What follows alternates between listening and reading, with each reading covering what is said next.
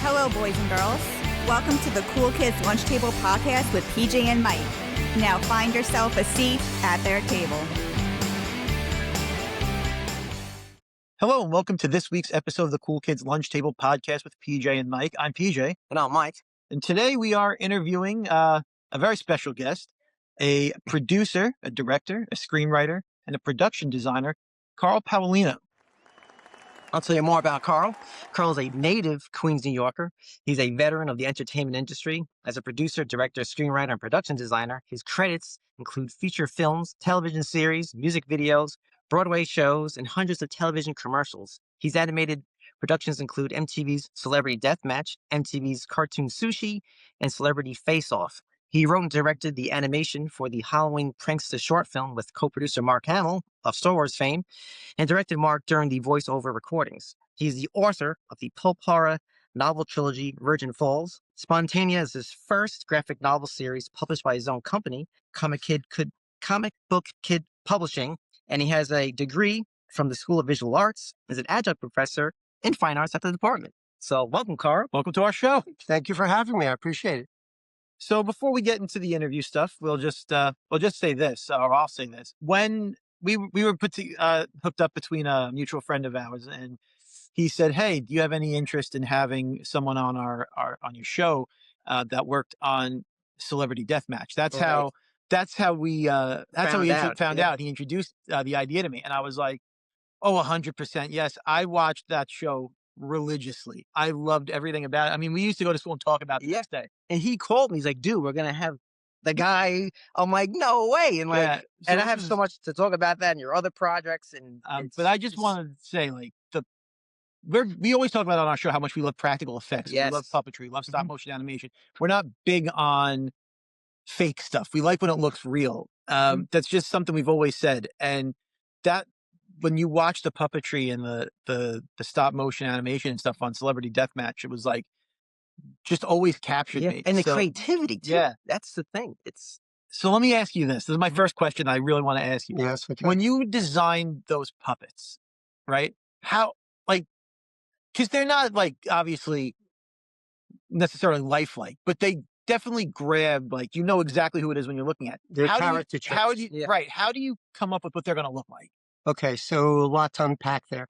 But to be specific to the audience, I never take credit for something I didn't do. So I'm not the creator of the show. Eric worked with MTV on a couple of projects, and he came up with, I think is a brilliant idea, Celebrity Deathmatch. And they were trying to figure out, that point in television was late 1990s. Right. So they're trying to figure out how to make this happen. Now, anybody could record stop motion animation on their phone. Yeah. Right. Yeah. Like a 5-year-old can do it. Back then, this technology didn't exist. Yeah. We shot on film, and they knew at the time this was not financially feasible. So they adapted an old computer program, I believe it was called Premiere, and it was it was an editing system. Mm-hmm. Right. So the idea was to create a frame grabber that can grab, the equivalent of 1/24th of a second or 1/30th of a second. So you could animate a puppet in front of it. So that was something that was already in the works at MTV back when they were a real thing. Okay. And they were exploring new roads, and they were cutting new roads, and they were setting the standards. It was an amazing time to be involved with them. So they originally came to me and said, "Can you make the puppets? Can you animate everything?" I said, "This is a lot." I said, "I know what you're looking for. You're going to need 15 to 20 puppets every 2 weeks."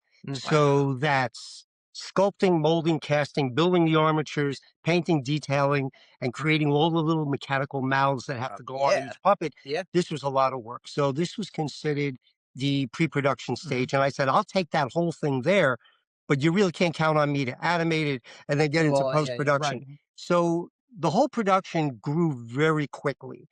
When I first got started, I think I had one shooting room or maybe two, which were probably the size of this little room right here. They had a camera, had a table. We built a ring, and they had a couple of puppets, and that's what it was going to be. And by the time they closed, I was told they had as many as 16 rooms shooting simultaneously, which meant 16 animators full time, Right, which meant everything else. So they did have production designers that actually designed the puppets. Okay. And they did something called turns, which was like a character sheet. So you would see the puppet full on, 3/4 profile, posterior, and then we would get and match that to a particular scale of puppet. Okay. So from there, we went through a whole sculpting stage. Now you're probably under the impression, and you never know because mostly people are, that it was all claymation, meaning it was animated with Right. clay.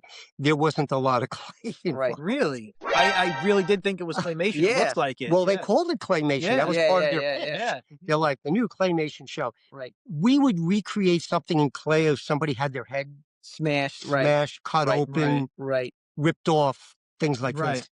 For the most part, the heads are made of a hard urethane material, Okay. and the bodies were foam rubber latex because they needed to be very lightweight, Right. so that the animators can push them around, they can hold their position, they could bolt Right. their feet to the table through little holes, and that's basically how that went.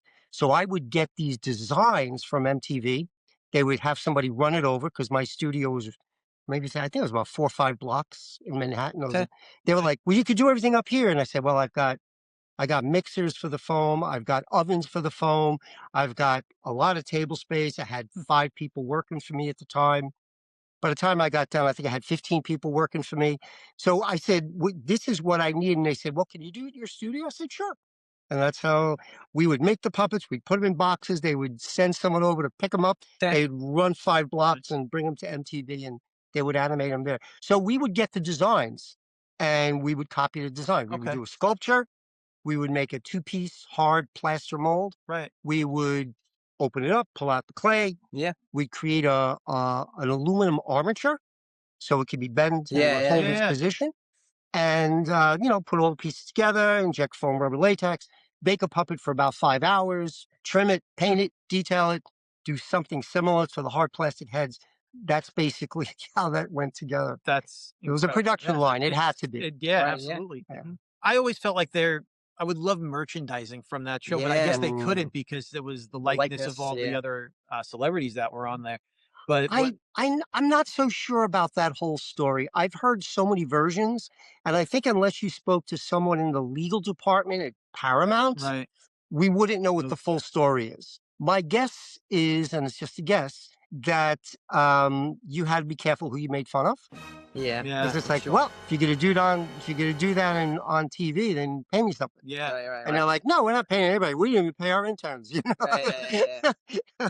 So the celebrities, they didn't know, or like they were going to be in an episode. Some of them maybe. Correct. Okay. Some did. Some did. Some did. I think they used that whole, let's just call it, it was their advantage since they were music television. Okay. Right. And when they actually did musical things, they had quick contacts to Marilyn Manson, Ozzy Osbourne. I'm not sure how Stone Cold Steve got involved. But he was a fan favorite because he was so popular at that time. And his voice is so perfect. And just Mills Lane, everyone. Mills Lane, that was awesome. Mills was the real Mills. They actually called me up on the phone. They said, "You sound kind of nasally. Would you do an audition for us for Mills?" So I spoke, and I guess they didn't like it. But I guess they had it in the works. They had Mills would actually record his own voice. I mean, what a great career, right? He was the real guy who did the real thing. Yeah. Then he was an animated version, and then he was a judge. Yeah. What a career that guy had. It's great. But I mean, that show just captures the imagination of anyone who watches it.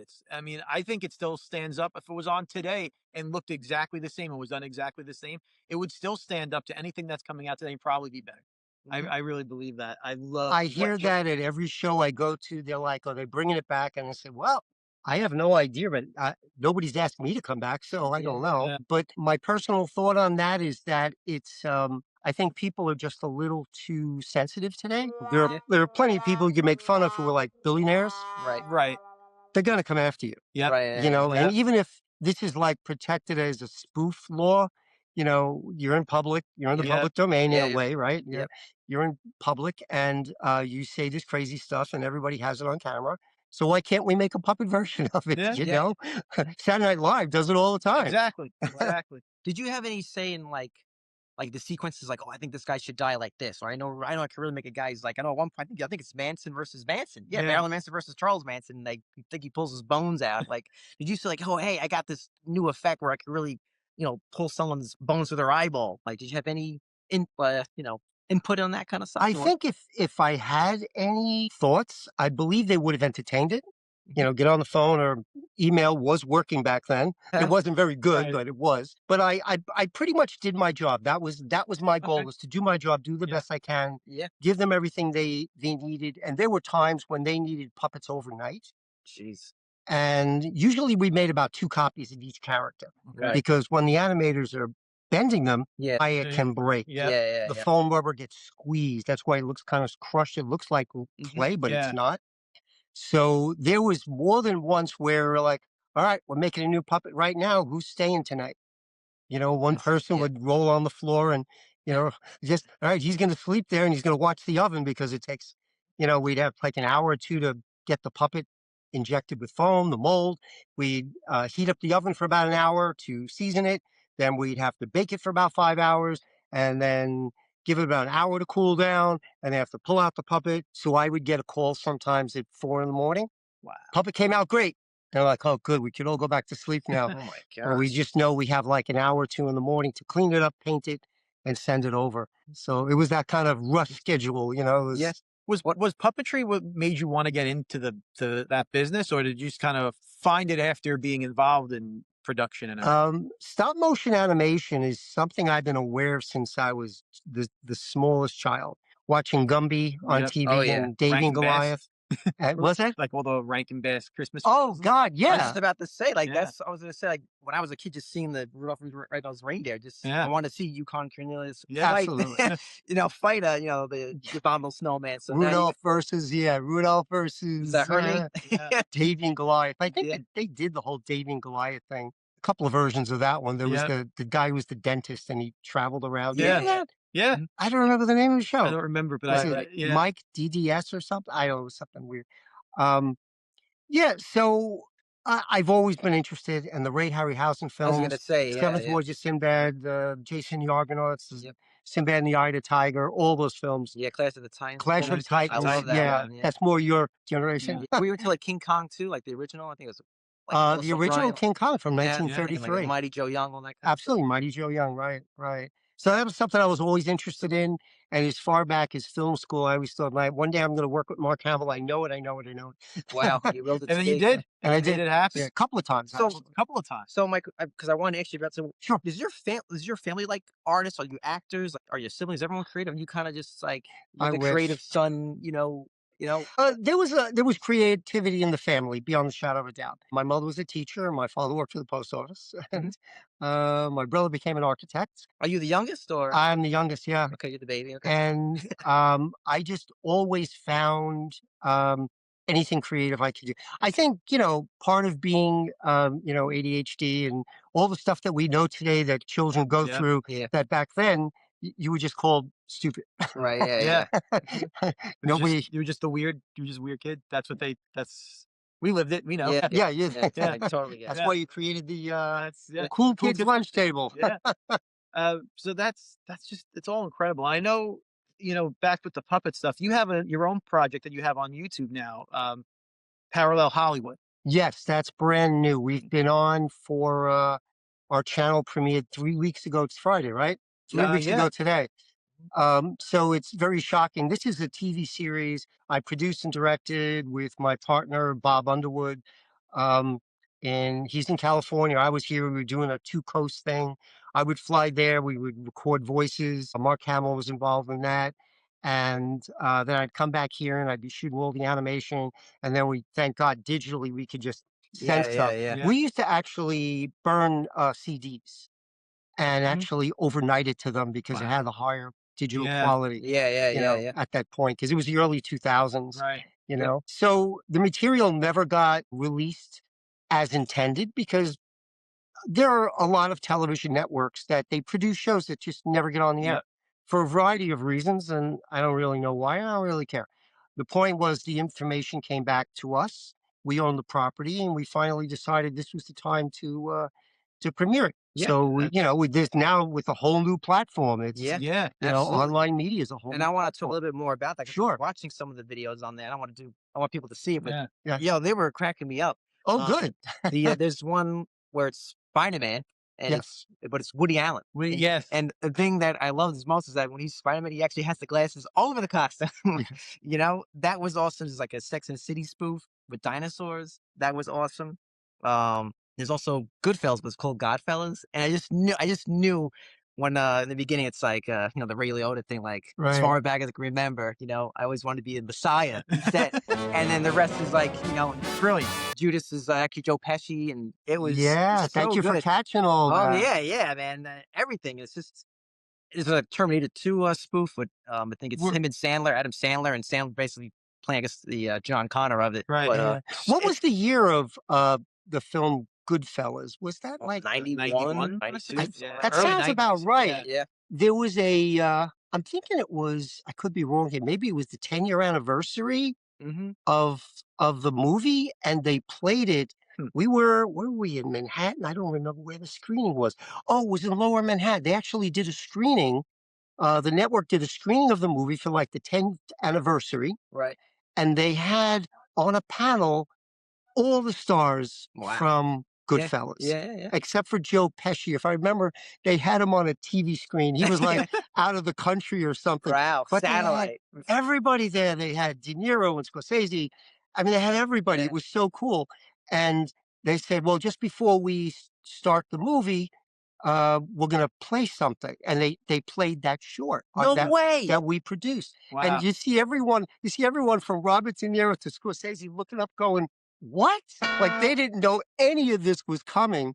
And that's when we did this. I'm thinking it was about 2002 is when we That's did that awesome. sketch. Great. And I was told that Scorsese asked for a copy. Oh man. Wow. Oh, So did that yeah. got to him. Yeah. Yeah, because he's in the clip too. Yes. Wow. Dude, that's an awesome story. Oh, wow. Wow. Dude. Now, do you still have like all the puppets? Like you can make new stuff if you want, or is that They just like So- made over time. They kind of self-destruct. okay? Right. My partner has a couple of the puppets, Okay. which are in really good shape. He tells me a story about having put them in a suitcase and sealed plastic bags, and they were in the garage for like 2 decades. And I'm like, and they're good. And he sent me pictures, and I'm like, wow, they look great. Yeah. But the funny thing about the material we used, which was a foam rubber latex, it's part organic and part um, fabricated Right. material. Yeah. It degrades on the inside. So if we started animating with the puppet, it would be a shame to be in the middle of a shot Yeah. Yeah. and pieces break or the foam Makes tears sense. or so my warning is I'd love to reshoot something or shoot some new stuff, Yeah. but I would like to just be destroying the puppet. Yeah. And what if our YouTube channel blows up, we might be able to sell these puppets on the eBay. Yeah. Yeah. I have seen some of my Celebrity Deathmatch. Let me get that right. Celebrity Deathmatch puppets on eBay. I Wow. saw one of the Charles Manson. Charles Manson? Yes, Yeah, it's a Charles Manson clay puppet. And I knew it was the original because he was like all mangled. Right. And it was like, oh, that's like one of the first ones we made out of clay. Wow. Because they were going to do something horrible Right. to him. And it was selling for like $1,000 or something. Whoa. I don't know if anybody paid for it or whatever, um, but so again, we did a couple of versions of a couple of them. Marilyn Manson, we did like 3 versions. Yeah. There was a very primitive version, and then there was a more advanced version, and then I think they all got into, MTV got in good with Marilyn, like, Yeah, 'cause I hey, think we're helping. Did he do like the promote you." theme song? You guys had like a They music did video a of him, music like, video. yeah. They did a music video with Amazing. him. I don't think I've ever seen it. I know I should have, but I mean, I've worked on 1,000 projects. Right. Honestly, that's not an exaggeration. And people say, "Do you remember the second episode, Yeah. first season?" I'm like, "No." And when you've done so much, after a while, it's just Like a it blur. becomes a job, really. So it's not Yeah, each yeah. one doesn't It's feel a job I enjoy. joy. Yeah, It's a job. Do you have any favorite matches you can recall? Like Yeah, the one that sticks in my mind always was Jack Nicholson and Leo DiCaprio. That was a great one. And the Yep. reason it sticks in my mind was I had some friends downtown that were doing business with Leo, and they said, would you like to meet him? I said, sure. And I said, well, one thing though, it's kind of weird having you come in here because nobody knows you. I mean, I know you, but Right. Leo doesn't know Right, you. Right, And right. do you have the puppet? Can you bring it and give it to him? I said, no, MTV owns all that. Yeah. They got the puppets. I said, I've got a mold. I can make you a copy Right. of like the head, Yeah. you know? And he's, oh, could you do that? And I said, sure. So like, we were like packing up for the night. I'm like, Anthony, could you do us a favor and make a Leo DiCaprio? So we did. We made one, mounted on a little stand, and I gave it to him when I showed up, and he was great about it. He was like, oh, I love it.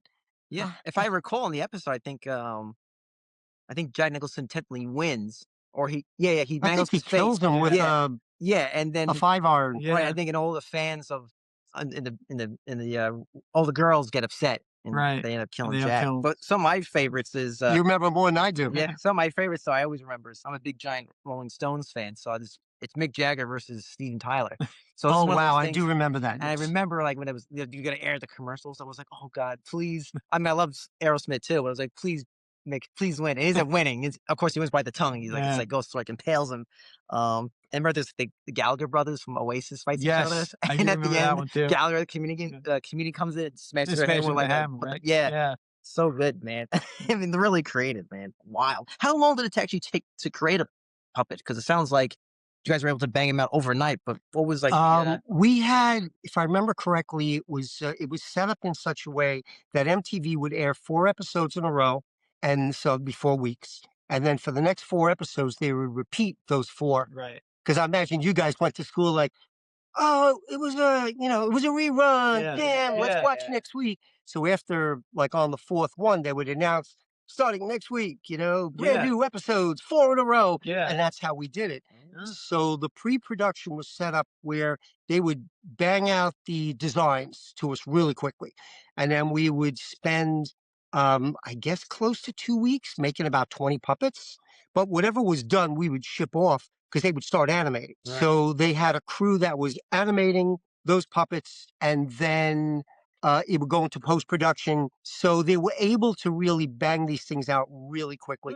And when you think about if you look at some of the stuff today, it holds up in many ways, but also the digital quality of anybody's phone is far more advanced than anything we were doing back then. So they spent like X amounts of time. So it took about a month, I guess, to get so many episodes, but they were overlapping in production. Right, sure. So we were always able to get them going. Amazing. It really is. When you're banging all those, I'm just curious. Like, do you guys put music on? Like, you just kind of have like the sketch there. You blast the stones. You guys. We were blasting all sorts. Okay. You know what it was? It was Goodfellas while you're doing this. Like everybody works like in their own. Everybody works creatively a different way. Sure. I can sculpt. I'm a very good sculptor, but I need quiet. You need silence. I need nothing going on. Yep. So we had 2 or 3 sculptors. We had 1 or 2 people making armatures. We had 1 or 2 people making molds. They were also the people doing the foam rubber latex. And then everybody jumped in, they patched and painted, and it was that kind of thing. So we did a real round robin. Almost everybody helped on every aspect of it. Very early on, I did some sculpting, but very quickly it was like, I've got no time to sculpt. Right. And during this, I had a very active studio. We were doing TV commercials. We were working on some Broadway shows. We were working on some music videos, which was a big moneymaker in those days. Sure, yeah. I would get a call on a Thursday, and they'd want something on a Monday. It's like, okay, who's free tonight? Who's free this weekend? Who doesn't want to go home? And we would bang out whatever, costumes, props, miniatures, some makeup, special effects, because we did prosthetic work. It was a little bit of everything. Right. There were a lot of things going on. What was your big break? What got you got you into Hollywood? Like, what was was there like a certain job opportunity that kind of put you on the map or got your name? Celebrity Deathmatch That was the one. Yeah. I mean, up till then, we were doing TV commercials, and nothing pays better than TV commercials, especially when they called me on a Thursday. I was teaching on a Thursday in those days at School of Visual Arts. Got to plug SVA, the school. Yeah. I was in the animation department at the time, and I would get a call, and I'd be like, who is this? And it's like, oh, it's Tom from SNL. I'm like, okay, hold on, Tom. And I'm like, all right, I'll have my assistant cover the class. I run out on the street to get better reception. What do you need? It's like, well, we need something for Saturday Night Live on Saturday night. Wow. And it's like, well, it's Thursday, right? And it's like, yeah, just give me a price, Carl. And I'm like pulling prices out of the air because I'm thinking, okay, probably get all the stuff together and then nobody's sleeping. I'm not sleeping on Thursday night. I'm not sleeping on Friday night. Then I got to deliver Saturday morning because they got to rehearse before they put it in front of camera the first time and then record live on Saturday Night Live. Right. So we would do things like that. And it was, exhausting, but I was younger. So I was like, I could do those all-nighter things. And like a few days later, I'm fine. But I kind of like pass off a lot of those projects now. I'm like, no. I'm doing other things now. I'm publishing my own comic book series. I'm doing things like that. I'm having more fun. So let's talk about that comic Sure. book Perfect series. segue, Yeah. Clearly, we are sitting inside of a comic book shop. So Yes, we are. I clearly have a love of comic books. I've always wanted to make my own, write my own, and all that stuff. But There's still time. there's still time. Yes, it'll happen. It's not a matter of if. It's just when. But you're working on an independent graphic novel. Yes. So do you do the writing, or are you the artist as well? Are you drawing? Are you writing? Are you doing everything? Is it a one man show? What's the secret origin of this? The secret origin is I had a certain bar that I wanted the comic quality to be. Okay. Right. I wanted the illustration to be the best it could be under the circumstances of what I could afford. So I had to outsource, but I did write it, and I would call it co-designing. Okay. Because when I wrote a description of a character, that's what I wanted from the artist. Right. So I had some artists who one place, and I had someone else do the coloring. And so it's from a couple of different countries. It's all over the place. Okay. Wow. And Very cool. I wanted to learn from the ground up what the industry was about. Okay. I didn't want to just like, I'm just making shit up, Right. It's like, I wanted to really understand it. So I created my own publishing company, which is Comic Book Kid Publishing. Okay. And I learned everything from the ground up. And that's why I'm now jumping onto Kickstarter. Okay. Because I'm going onto Kickstarter with the knowledge and experience of having been down the whole road of publishing 6 issues. Okay. And the second set of 6 issues are almost done at this point, which is good.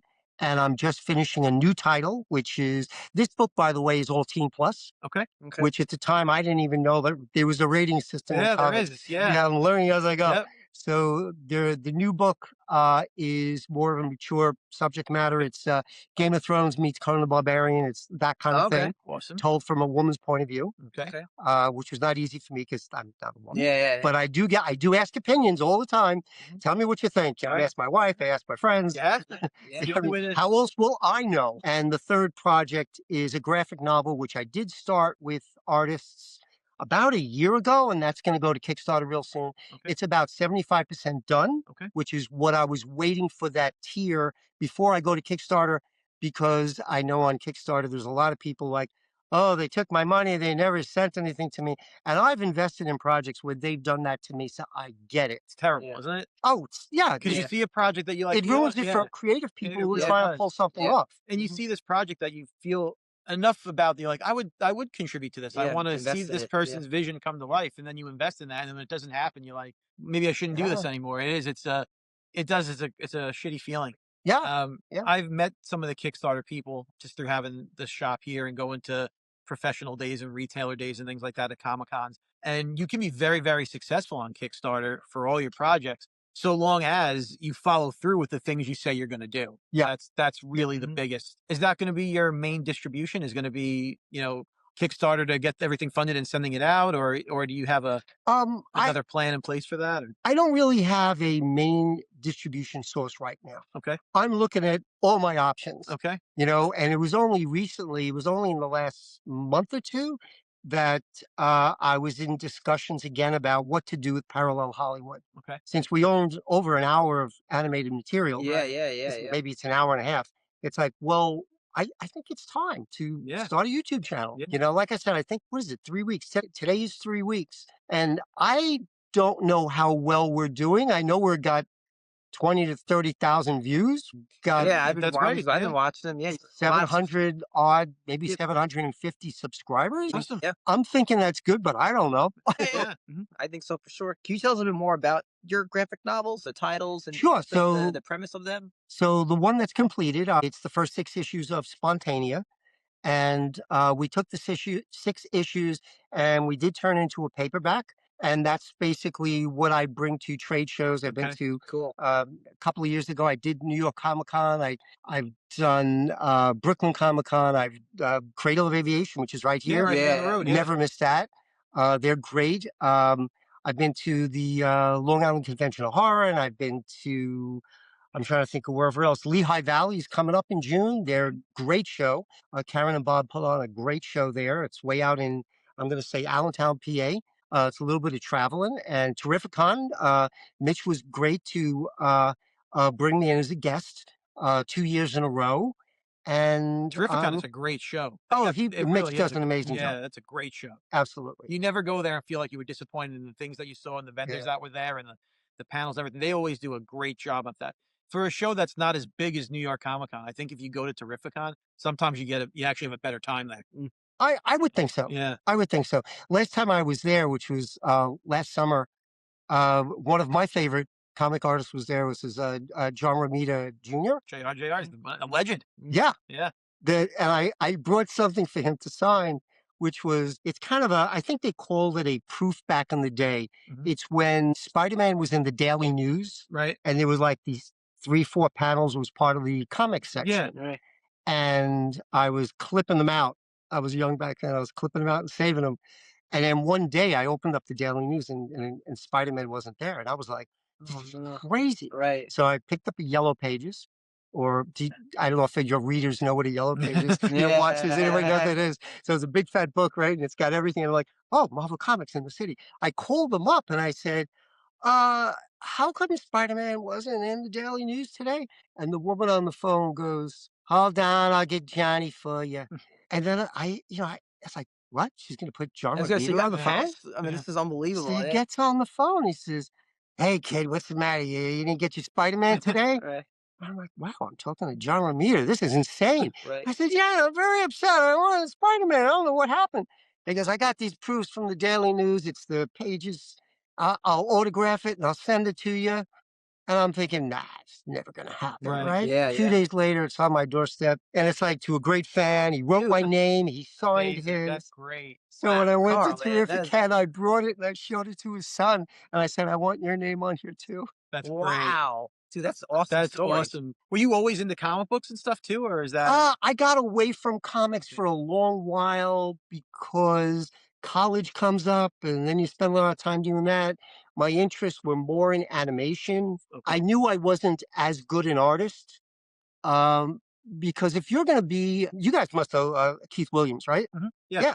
I went to college with him. The two of us went to Wow. SVA at the same time. Oh my And I'm looking at his work going, oh, he's going places beyond the shadow of a doubt. God. But he was putting the time in. And I was much more interested in sculpting than illustrating. And I knew I wasn't going to put time in both. It just wasn't Right. going to happen. Yeah. So Sure. Sometimes you got to pick a lane. Yeah. Yep. Exactly. Yeah. my lane was stop motion Right. animation because that's where sculpting goes. Right. Yeah. So I learned about mold making and casting and then painting and detail and building things in 3-dimensional, moving them around in 3-dimensional space.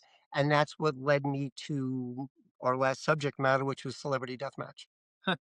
I mean, what a career. Yeah. First Thank of all, you. Awesome. And what was the inspiration for Spontanea? And I think your other book coming out, Penny Poisonberry in the Gothic Kingdom. Sure. So, you have this dream since you're a child, right? Yep. Yeah. I'm going to create a comic book character and you're going to put everything into it. All the things you wanted to see or hear or feel and you wanted to design. And it was like any other story. You wake up in the middle of the night, just like, oh, I got this great idea, and you start writing it. And one of the things I started doing was I said, I've been away from comics for a while, so I want to go. I went to local stores. I live way out that way, so I didn't even know you guys were here, but now I know. Right. So we're going to change that. I'm going to come by more often. And I picked up, a whole bunch of Marvel, a whole bunch of DC, a whole bunch of indie comics. Yep. I wanted to see what people were reading.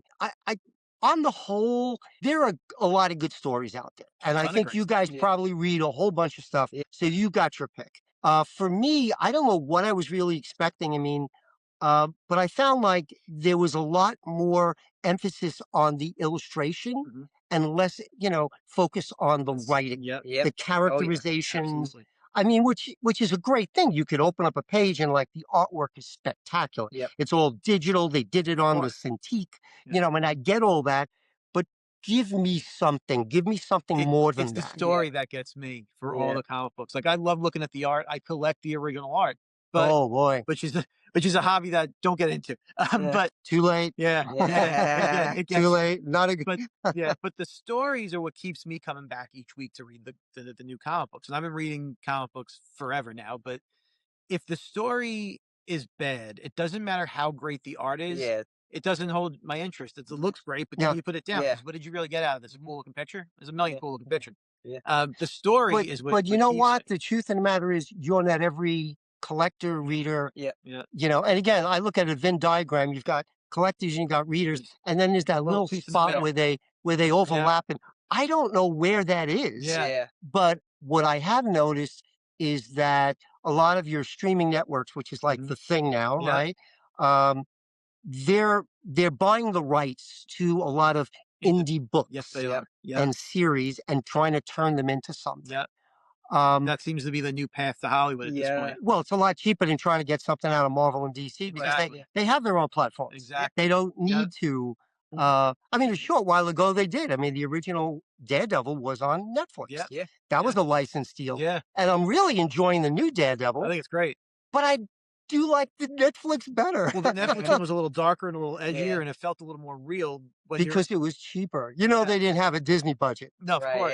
Yeah. One of the guys that comes into the shop was one of the stunt coordinators on that show, on Really? Daredevil, on the Defenders, on all those Netflix shows, and he was able to show us like some behind the scenes videos of him working. Wow. I know it was so cool, Yeah. and I'm like, man, that's Was he great. a double for someone or he was a Yeah, coordinator? he was a coordinator, and he did doubles for a lot of like the Oh, when the they have bad guys that bad get guy, hit and yeah, bad guys have to go through like yeah. a window and stuff. He did Yeah. a lot of If you that look close enough, you kind of like, yeah, that's the same guy he beat up last week. exactly. Yeah. And he would tell us all these stories, and it's he didn't get brought back on when they did him on Disney Plus Oh, because they that's a had their shame. own people. But there is a noticeable, I don't want to say difference in quality where it's a better or worse quality, but there's just a different vibe to the whole Different show, tone, man. different Yes. tone. That's the Yes. And I problem. do think the Netflix stuff for Daredevil who is a darker, raw, edgy character needs that feeling because sometimes it's a little too polished and a little too bright. I'm like, this Yeah. is a guy that works at night. He's in Hell's Kitchen. He's a devil. Why is Yeah. the sun out so much? But so there is a big difference in that. And when I watch comic book related stuff, I'm like the harshest critic of it because I can imagine. Yeah. I'm like, no, I read that book and that's not what happened. And I can't help myself. I want to try and separate it, but I can't. Okay. But yeah, that's like an avenue now to get to Netflix or all these things is like, And there's my goal yeah, that's it. with Yeah. Spontanea. Yeah. Okay. Which That's is it. why I have so much of it actually finished already. Yeah. I think we're down to issue 11 out of the Okay. first 12. It's the coloring is almost done, and then we got to do coloring for issue 12. And I got 12 issues. So my real question for myself, not for anyone individually, is what do I do with the second set of 6 Right. issues? Does that become the trade paperback volume 2, Right. or do I release them as floppies first? Mhm. I just find that going to trade shows that I go to, Yeah. the paperback is going to outsell Yeah. So the well, floppies. yeah. The floppies sell in terms of someone will come by and not know anything about it. And they'll just buy an issue 1 Yeah, and yeah. you sign it for them and they're happy to get it. Yes, and they're Yeah. out the door, Yeah. which is fun. Actually, I've had people come back to me, find me at other shows, and go, "I want issue 2." That's Right. That's what you Yeah, want. yeah. That's And what you need. sometimes, Yeah, if I that's recognize and we had a great conversation, I'm like, "Here's the 3rd issue," yeah. No, because that's I know they're coming back. Yeah, Yeah, yeah. that's what you need. You want people to read it and want to come back. In terms of like selling independent comic books, because I do that here, um, it's always tougher to get people to want to drop a couple of bucks on a book that they've never heard of. Yes. And that for me, when I see independent creators and stuff come through and want to sell their stuff, and we always sell independent books and try and hype up local creators because I want to get those Yeah. people out into the world, do as much as I can in a small comic book shop to get everyone out there. That's always the thing that's the hardest is that someone walks into this shop and they can choose Absolute Batman, which is selling 8 million copies. And then Or there's an indie- independent book that no one's ever heard of. And everyone who comes in, their immediate reaction is everyone loves Absolute Batman, and I know who Batman is, so I'm going to go with that. And Yeah. I always try and push the independent stuff, and I tell them, I said, but you like this Batman book? I said the guy who writes Batman didn't start off on Batman. You started, yeah. He started off on his own thing, and it was so good that they gave him a chance at Batman and worked his Right. way up. So Absolutely. don't you want to get in on the ground level on someone who hasn't done it yet, so that in a couple of years from now you could say, I knew this artist before he was big. I knew this writer before he was big. And now when he takes on a bigger role or she takes on a bigger character, now you know it's going to be good. And I always try and push it that way to people. The person that you don't know of today on that independent book is your next Batman big break. So Oh, check it out. absolutely. That's But I think also the problem you face more than anyone else is that you recommend a book, and then next time you see them, they're like, "Oh man, you recommended Raccoon Guy, and that's Yeah. just the Yeah. worst thing." right. And you're thinking, "Oh damn, I Yeah. better not recommend anything." Yeah. It's a thin line Yep. you're walking Mhm. by having this. I try to go with when I recommend something, it's like, well, this I liked, and here's the reason why, That's what I do the same. rather than try to sell Right. somebody on Yeah, something. we put up our So- picks of the week every week on Wednesday when the new books come out. And I won't put on something on that list if I can't back up why I put it on the list. Like I won't Right. just pick an arbitrary book, but I always try to find the independent books that I like and make sure Yeah. it's not just a DC and Marvel book. Sometimes Right. it is, but are you going to do? But we had on our show a while ago, it must have been maybe last year. I don't know if you know them, but Joey Esposito and Sean Von Gorman, they work in the Oh, comic okay. book industry. And they had an independent book that they were working on. Called The And Pedestrian. called The Pedestrian. Really good. And it came from an independent publisher, Magma Comics, and it was one of the best superhero books. A superhero book, I don't know if that's exactly the right word, but it's in that vein. Yeah. And it was one of the best books that came out that year. And I would telling everybody, I'm like, get it, get it, get it. You're going to like it. And everyone who bought it here was like, that's really good. I want to keep reading more and I want to keep reading more. And they would buy all the issues. They got the trade. There was never a volume 2 because where's volume 2 going to come from? I don't even know if Magma Comics is out in the world anymore. I haven't seen anything new from them. And there's the plight we have as an independent publisher, Right. and yeah. So it's got to be tough, and that's why I was asking what your distribution plan is for the comic books, because you can kickstart it and fund it and have people buy it through there and just send it out to them, or you got to try and get into one of the bigger distributors. And getting into Lunar or getting into Penguin it's impossible to get into Penguin. Penguin Random House is too big for an independent. Lunar will take on some. You used to be able to get into Diamond Comics, and they would be able to distribute for you. So I didn't know if you were looking for a path to get the book single issues or trade paperback. I would say I wouldn't close the conversation on that I'm not looking for. I'm just trying to figure out what the best path is for me. Yeah. And with Penny Poisonberry in the Gothic Kingdom, it's something I've been playing around with for many, many years. And I found the right artists for the project. And it's middle grade. That's the goal of it, is to be middle grade. Yeah. If anything, at the very least, I'm believing to myself that I'm getting kids interested in reading comics and understanding the value of narrative storytelling through pictures. Yes. Right. So I'm looking at that with that. And the finished product's going to be over 100 pages, and we're about 65, 70 pages done. So I felt it was the right time to do Kickstarter. Yep. And I imagine you have some experience with Kickstarter. Yes. Yep. Getting ready for it, if you're going to do it the right way, it can be a nightmare. Most people just do something and then they talk a lot and then they throw it up on there, and then maybe they're looking for $300 or $500 or whatever. I mean, good for them if it works out and they turn out a good product. I want to turn out a really good product. Yep. That's my goal. When I went through I do a lot of research. I'm one of these people, I do my homework. Not when I was a child. I never did homework when I was a child, but I do it now. And I looked at the more information I can put on there that gives value to the project that I'm trying to sell, the better off I will be. So I think we have about 4 videos. There's the video of me where I talk about the project. And then I really had to talk my artists into doing a video. Artists don't want to do videos, but Matsuya did a beautiful job. She lives in Italy, and she did a beautiful job of describing how she feels about the character. And there's a quick visual thing of how her illustrating style was. Then there's Antonella, who lives in Argentina, and she talked about coloring the characters and the kind of shade she used to give it that certain feel. And I had another colorist do one of the two variant covers for me. It's Martina, who also lives in Italy, and she did a totally different view. Because I wanted, again, you look at Kickstarter, and Right. sometimes there's like 10 variant covers, and it's like, I think that's a little too much. I think so too. Yeah, As a just retailer of two, yeah, comic two, books, we don't yeah. want that many variant covers because then I got to buy them all. Yeah, it You know. creates other problems where someone comes yeah. in and like, I'm really interested in this.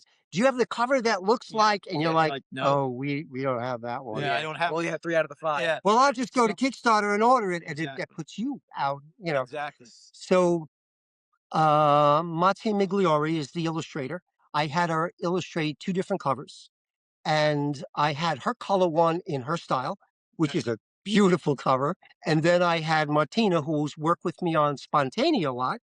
I had her illustrate in a different style, and I actually prompted her and I said, did you ever read, when you were young, you ever read Goosebumps? Do you know the artist who did the Goosebumps covers? Yeah. He did like 60 covers for them, Yeah. and they never allowed him to sign his My name God. on the covers. It was an early version of, hey, who knows if this is going to sell? Yeah. So Right. let's just, but as it turns out, he shows up at shows all the time, and he does really well. So good for him. But his covers, they jumped off the shelf. I was reading an article about it, and it was saying when they hired him, the goal was people should see your cover to Goosebumps and just run to that book, and their kid's going to want to buy it. Yeah. Oh, And yeah. it worked. Oh, I mean, yeah. Stein's work is beautiful too, but let's face it, Yeah, those covers were huge. covers sell a book. Yeah, you say never judge a book by its cover. Yeah. Yeah. So when I told Especially in the Martina comic was, book industry, you have to judge a book by the cover. That's what gets people to want to buy it. yeah, So for Yeah. Penny, what's like the Penny Poisonberry? What's like the premise? Like what's the okay. I guess your So pitch, in 3 or 4 or 5 sentences. sure. I mean, For our listeners, they want to pick it up. you can pitch things a lot of different ways. Sure. And I've gone to Hollywood a number of times. I pitched to Disney, Nickelodeon, Cartoon Network, Warner Brothers. I've pitched all over the place. And the elevator pitch is what they teach in college Yep. these days. It's like, yeah, it doesn't always come to that. But the pitch is it's the child who's a little unusual because her father is otherworldly, her mother is human, and she doesn't quite know where she fits in or how she fits in or why she fits in. And it's a tale of exploration, and for her to learn about things like how to go to school because she's been homeschooled, and now it's like you got to go to public school. You're 12 years old. There's an issue, and she finds the children mean and nasty, and they don't seem to. They're kind of afraid of her pets, like a giant python, a tarantula, and a giant rat. But to her, that's normal. So she fights gender biases, and she fights all the norms, and she has to deal with the teachers who are. Again, I'm a teacher, my wife's a teacher, so nothing about teachers here, but we've had our share of really poor teachers. And that's what she has to face when she goes to school. She makes some friends, there's some enemies, and that's what our story is about in a nutshell. Cool. And then she soon learns about where she may have to return to, which is the Gothic Kingdom, because that's where the family fortune is. If she's never to retrieve it, that's where she has to go. And right now it's being ruled by a shapeshifter. Cool. I love her name. I just love Penny. That's like Thank you. Alliteration always works. Exactly, Sure. man. That's just a badass I name, feel- man. I so just think of I would say like Love- if it was to me and I was going to recommend this to someone, I would like to say if you're a fan of like Wednesday Addams and the Wednesday Addams TV show, this might be the kind of book that might speak to you a little. Absolutely. Okay. And for that matter, Corpse Bride, Nightmare Corpse Before Bride. Christmas. Yep. we get a little Edgar Allan Poe vibe too. A little bit. little A little darkness bit. in there. Some Okay. darkness in there. I mean, it's middle grade, so like, how much of the envelope can you push? Right. And the thing is that I've learned along the way is I still have the option to change some of the dialogue because we haven't dropped in the balloons yet. Right. The artwork is done for those first 70 odd pages, but we haven't. So there's a lot you can still play around with. And we started from page 1, so I can still make it a little bit darker if I need to. Okay. And I'm still getting feedback from a lot of people, including some famous horror writers. I ask for opinions from everybody. I'm going to learn a little bit from everybody. That's my goal every step of the way. So before we wrap up, I got to ask you, because you Sure. worked with Mark Hamill. Yes. Yeah. How was that? It was a lot of fun. Yeah. He's easygoing, Okay. takes direction very well. Okay. He did a lot of he kind of like ran with the ball when we did our parallel Hollywood stuff. Okay. Because, he's Mark Hamill. He really do whatever he wants. Yeah. And he did a great job on a lot of the characters. He didn't do all the characters. We had probably 10 or 15 different voiceover people doing various things, sometimes just coming in to do one voice. But when I worked with him on the Halloween Prankster, which is a short film I produced and directed, and I directed him through the voiceover sessions, he did he did 2 voices for that for me. And he was just tell me what you want and I'll do it. Amazing. He's my favorite Joker of all time. Oh, the voice. Yeah, And, absolutely. and Star Wars. Who doesn't love Star Wars, right? I mean, he's just an icon. He's a legend and deserves all the credit in the world for everything he does. Did you know he does a great impression of Harrison Ford? Yeah. I've heard him on like It's a very We saw him weird. on like late night. Yeah, he's on one of those late night shows, and he did it, and I was like, wow, that sounds just like him. It's like he's got that mumble voice that Harrison does. Yeah, he pays. I just had to ask you what your experience was with him, Yep. because I think that's got to be. What would you call the biggest highlight in your whole career so far? Wow. I have gotten that question many times, and I'm never quite sure how to answer it. I'd like to believe the highlight is coming, because every time you get somewhere and you work with someone, and I worked briefly with Jimmy Fallon. Okay. And he was just so much fun. Yeah. We built these puppets for him that he wore over his shoulders at Radio City Music Hall, and he made them dance on stage. It was the NSYNC characters. Yep. Okay. And then you meet someone like Kira Sedgwick, and she was a lot of fun. And very early in my career, the first big name I worked with was Phyllis Diller. And I'm not sure if you guys know her. Yeah. A lot of young people don't know who that is, but she was big in her day. Yeah. She was in the Road Pictures with Bing Crosby and Bob Hope. I mean, and she was one of the funniest people I've ever worked with. Hands down, she just there was time I had to stop. I can't breathe. I can't breathe. Stop. Just a couple of quick questions, then we'll wrap up. Like your favorite movies, just ramble them off. Oh, wow. Everyone says, what's your favorite movie of all time? Yeah, It's like, or anyone, just... are you kidding? I can name about 100. Yeah. Yes. Your name, this one's that come up top. Some of the best Frank Capra pictures, It's a Wonderful Life, Mr. Deeds Goes to Town, Mr. Smith Goes to Washington. Then you want to, flip over to someone else like Billy Wilder and some of his great movies. I mean, Kira Kurosawa, Seven Samurai, Yojimbo Sanjuro. I mean, it depends on I could go around the globe and I could think of this this illustrator or Miyazaki. Oh my God, those are the films I love. And favorite bands or music? I'm just curious. A little bit of everything. I've listened to. I've been around a long time. It's like Talking Heads is always there. Oh yeah. A lot of '80s, the good '80s stuff. There's a lot of crazy '80s stuff, but the good '80s stuff, I'm very, very much into. How about favorite superhero? Spider-Man is right at the top. Spontaneous is probably right behind there. Okay. Yeah, that makes sense. I love the Fantastic Four First Steps movie. Yeah. I mean, I know a lot of people were like, "Yeah, I didn't bother because nobody said it was any I good." enjoyed it too. Yeah. I thought it was great. Yep. It really captured and bridged. I love just the setting of that, where it's futuristic but in the past. I think that looks always great. What do they call that? The Future Retro or something? Yeah. It's beautiful stuff. Yeah, those are some of my favorite movies right now. Yep, awesome. But Carl, we want to thank you for coming on. This is really thank you. an honor. It's just you took a time machine. You'd be like, hey, Mike and PJ, you're going to meet the guy who made, Made some puppets for your favorite TV show. Unbelievable. It was mind-blowing for us. Yeah, it's truly crazy. Yeah. Great, thank you. And folks at home, check out Parallel Hollywood on YouTube. And of course, his Kickstarter for his website at Comic Book Kid Publishing. Yeah, so it would be pub.com. Yep. And his books coming out is Penny Poisonberry and the Gothic Kingdom. And anything else? Yeah, if you want to plug, website, social media, anything? Yep. I'll be at CradleCon on Long Island next month. It's May. Yes, it's in May. And in June, I'll be out in Allentown at Lehigh Valley Comic-Con. It's a great show there. And that's all I can think of right this second. All right, cool. Well, thanks. Oh, no, there is one more. I'm sorry. Oh, go ahead. East Meadow. You've got the MCon. At the library. East Meadow Library. I'll be there. Cool. And hope to see everybody. Come on by, say hello, and say you heard the podcast. Awesome. Yeah. Awesome. Thanks so much for coming on. Yep, same time, same table. Have a good one. Thank you. Appreciate it. Boys and girls, lunchtime is over. For more information, visit their website at coolkidslunchtable.podbean.com.